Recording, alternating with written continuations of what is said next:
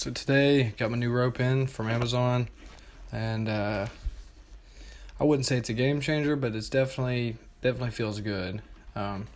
If you watch this video, you'll see me looking like I'm jumping better than I've ever jumped before. But what I will say is, I have jumped a good bit, especially inside the house, like in the video today, off camera, and just for me, just to practice whenever I feel like it.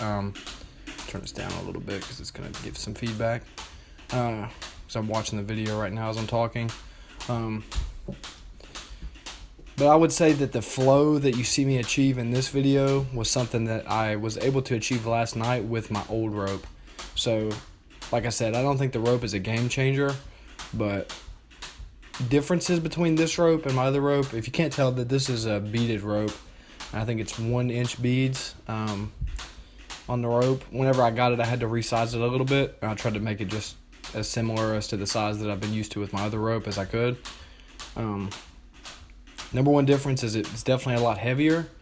It feels slower, and you have to be kind of more deliberate with your wrist movement instead of just letting the ball bearings and the speed rope kind of carry most of the work for you in terms of the rotation. But the number one difference is definitely the noise, the feedback that you get from every time the rope's hitting the ground. I mean, it's pretty loud, and in the video you can hear it, but in person it's a lot louder. So I guess it just overall feels slower and just kind of like more of a heavy process. But the other rope, the speed rope, I guess is what you would call it, the one that I've been using, which is the ones that you're going to find in most, like if you go to Walmart and buy a jump rope, it's probably going to be a speed rope or something like that. It still gets the job done. I mean, like I said, it's not like you need to get a beaded rope or anything like that. But I definitely like it, and I think I'm going to maybe switch back and forth a little bit, but definitely try to just get the feel for it.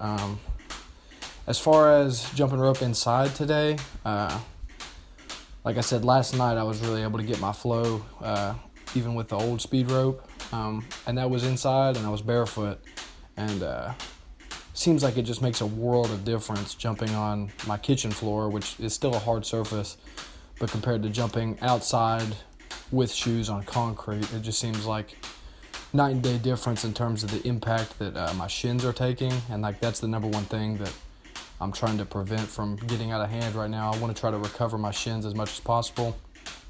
But I tell you, after jumping tonight, my calves were feeling like rocks. And I would say that my skill is definitely getting to the point to where I'm able to say that this is actual effective conditioning now. Because, I mean, I was able to jump for, looking at it right now, at least 3 minutes straight without stopping. And the cardio isn't quite there yet. I mean, I'm, obviously huffing and puffing, but it's not like the same type of cardio that you get from running where it's like, your breath is completely out from under you. It's, my heart rate is high, my breath is up, but it's mostly what it feels like is lower body, leg, calf, and shin conditioning, because I'm getting a lot of tightness and soreness while I'm jumping from my quads, even more so than my calves, and then I really feel the calves when I'm walking around afterwards.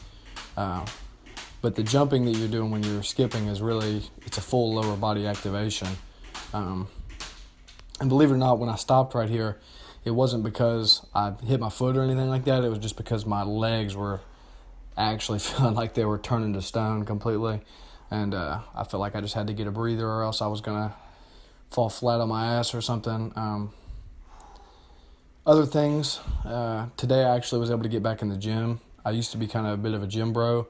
I've talked about that a little bit, but it's been probably about 4 months since I've stepped foot in the gym, and just like I would imagined, all my muscle and strength is lost, but I'm not really demotivated by it. It feels good to kind of start from a clean slate, because basically what I did today was walked in the gym, did all my barbell exercises full body, and just pretty much started from zero on everything and just added 5 pounds.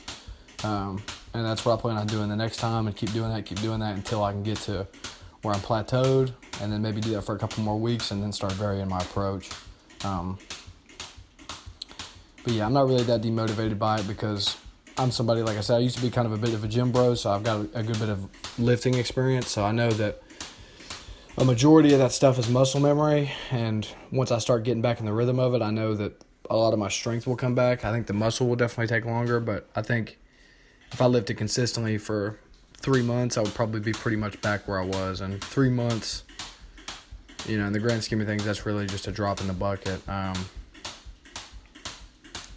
But yeah, I think the jumping barefoot, there's really something to it as well. Like, I just feel so light on my feet, and I just feel like I know exactly where the rope is coming around and exactly how far I have to jump off the ground. Whereas whenever I'm jumping outside on the concrete in shoes, I really started speeding up right here, just because I just wanted to get done with it. I wanted to finish strong.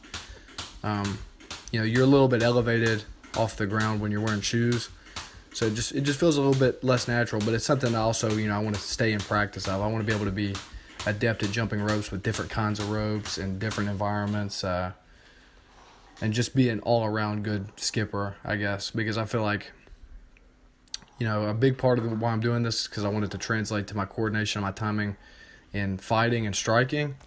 And, if you're striking or if you are in a street fight or something like that, you're not going to ask the guy to wait a second while you take your shoes off so you can get more comfortable. You're going to have to just throw down right then and there. So I want to be able to be resilient and have my skills translate across, a wide set of environments. So, yeah, that's pretty much it for today. Yeah.